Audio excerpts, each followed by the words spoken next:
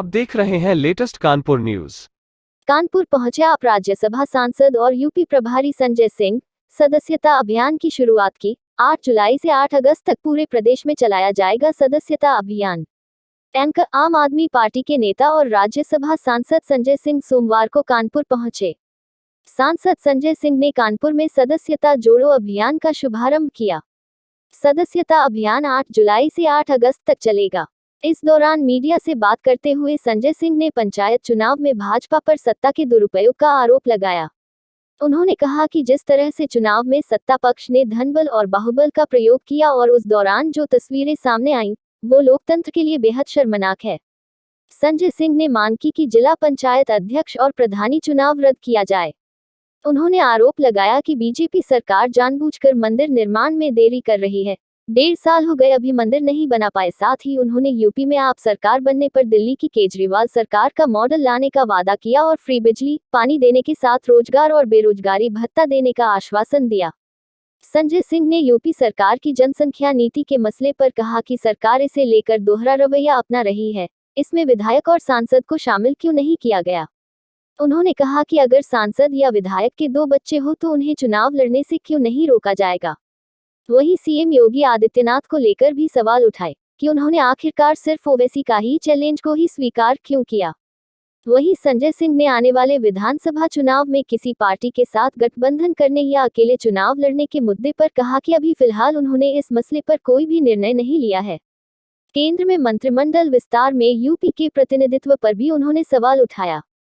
UP में आप CM के चेहरे के सवाल पर संजय सिंह ने बोला कि अभी इस पर कोई जानकारी नहीं है। शीर्ष नेतृत्व इसका फैसला करेगा। अभी पार्टी को उत्तर प्रदेश में मजबूत करने का लक्ष्य है। आज कानपुर की क्रांतिकारी धरती पर सदस्यता अभियान की शुरुआत कराने के लिए आया हूं और आम आदमी पार्टी ने 1 माह में 1 करोड़ सदस्य बनाने का लक्ष्य रखा है। 1 माह में 1 करोड़ सदस्य, यूपी जोड़ो अभियान और यूपी में भी केजरीवाल के नारे के साथ पूरे उत्तर प्रदेश में चलेगा। हमारी 403 विधानसभाएं हैं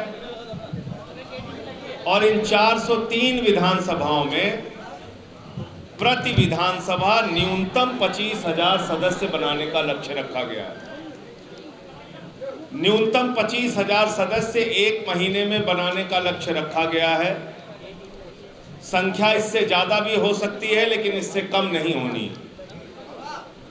आज इसी क्रम में मैं कानपुर आया हूं। इसके साथ साथ पिछले दिनों आदित्यनाथ जी की राज में जो कुछ भी घटित हुआ वो भारतीय लोकतंत्र को शर्मसार करने वाली घटना है। वो एक ऐसी घटना है जिस घटना ने साबित किया कि आजादी के 73 साल के बाद भी लोकतंत्र का चीरहरण हो रहा है।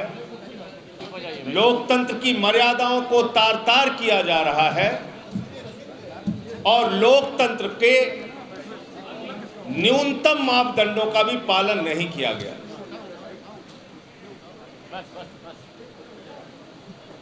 अगर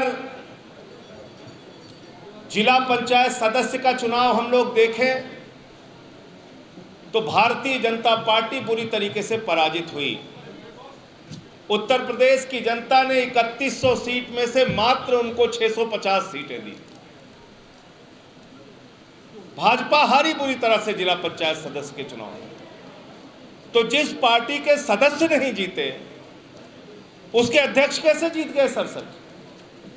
और मुझे शर्म आती है कि लोकतंत्र की हत्या पे प्रधानमंत्री बधाई दे रहे हैं, लोकतंत्र की हत्या पे मुख्यमंत्री बधाई दे रहे हैं, लोकतंत्र की हत्या पे जेपी नड्डा जी बधाई दे रहे हैं। यानी गुंडागर्दी के समर्थन में प्रधानमंत्री, गुंडागर्दी के समर्थन में भारतीय जनता पार्टी, गुंडागर्दी के समर्थन में मुख्यमंत्री। अमित शाह देश के गृह मंत्री। ये लोकतंत्र है। ब्लॉक प्रमुख के चुनाव में क्या हुआ? पिछड़े वर्ग की एक महिला का चीरहरण किया गया, उसकी साड़ी फाड़ दी गई। ब्लॉक प्रमुख प्रत्याशी रितु सिंह की साड़ी फाड़ दी गई। यह हो रहा है उत्तर प्रदेश में आदित्यनाथ जी के राज्य में। यह इनका बेटी बचाओ का नारा, यह इनकी नारी शक्ति मिशन की असलियत। तो इसलिए आम आदमी पार्टी मांग करती है, और जो कुछ भी उन्नाव में हुआ, मुझे पता चला वो बेचारे पत्रकार तो कल मिठाई खा लिए, लेकिन कल उसके एक दिन पहले जिस तरीके से सीडीओ गुंडों की तरीके से कैमरे के सामने एक पत्रकार को दौड़ा दौड़ा के मार रहा है, यह आजाद हिंदुस्तान की तस्वीर है। 1975 में आपातकाल के दौरान ऐसी घटनाओं को हम लोगों ने सुना था, लेकिन तब अच्छी बात यह थी कि राष्ट्रीय मीडिया उसके खिलाफ खड़ा होता था, लड़ता था। आज भाजपा के राज में डरता है, और हमारे प्रधानमंत्री जी तो अंतर्राष्ट्रीय सर्वे में किम जोंग के साथ आ गए। पत्रकारों को डराने धमकाने, उनकी आवाज को दबाने में जिन शासकों का अंतर्राष्ट्रीय स्तर पर सर्वे हुआ, उसमें किम जोंग के साथ देश के प्रधानमंत्री नरेंद्र मोदी का नाम। आप बताइए, यह दुनिया का सबसे बड़ा लोकतंत्र। तो कुल मिलाकर जो कुछ भी ब्लॉक प्रमुख और जिला पंचायत अध्यक्ष के चुनाव में हुआ, उसकी सफलता को भारतीय जनता पार्टी के खाते में 0 लिखना चाहिए। उसकी सफलता को गुंडागर्दी की सफलता लिखना चाहिए, उसकी सफलता को धनबल और बाहुबल की सफलता लिखनी चाहिए। और इसलिए मैं मांग करता हूं चुनाव आयोग से कि ब्लॉक प्रमुख और जिला पंचायत अध्यक्ष का चुनाव रद्द किया जाए और नए सिरे से जनता से चुनाव कराया जाए। दूध का दूध पानी का पानी हो जाएगा, पता चल जाएगा किसका कितना जनाधार है। एक बात। दूसरी बात, 2022 के चुनाव में आम आदमी पार्टी मजबूती के साथ चुनाव मैदान में उतरेगी, और दिल्ली का जो हमारा केजरीवाल मॉडल है आम आदमी पार्टी का, उस मॉडल को हम उत्तर प्रदेश में जमीन पर उतारने का काम करेंगे। हमको जिला पंचायत के चुनाव में, सदस्य के चुनाव में 40 लाख वोट मिले, 85 जिला पंचायत की सदस्य हम लोग जीते, 350 प्रधान जीते, 232 बीडीसी उत्तर प्रदेश में हमारे जीते। ये एक पहली और अच्छी शुरुआत है, और मैं समझता हूं कि आदित्यनाथ जी का जो राज है, 4.5 साल में उत्तर प्रदेश की जनता ने जो भुगता है, उसके बाद 6 महीने में दलितों और पिछड़ों के 7 राज्य मंत्री बना के उस पर जो एक तरीके से मरहम लगाने की कोशिश की जा रही है, वो नाकाम होगी। सब्सक्राइब करें हमारे लेटेस्ट कानपुर न्यूज़ चैनल को और बेल आइकन दबाना ना भूलें।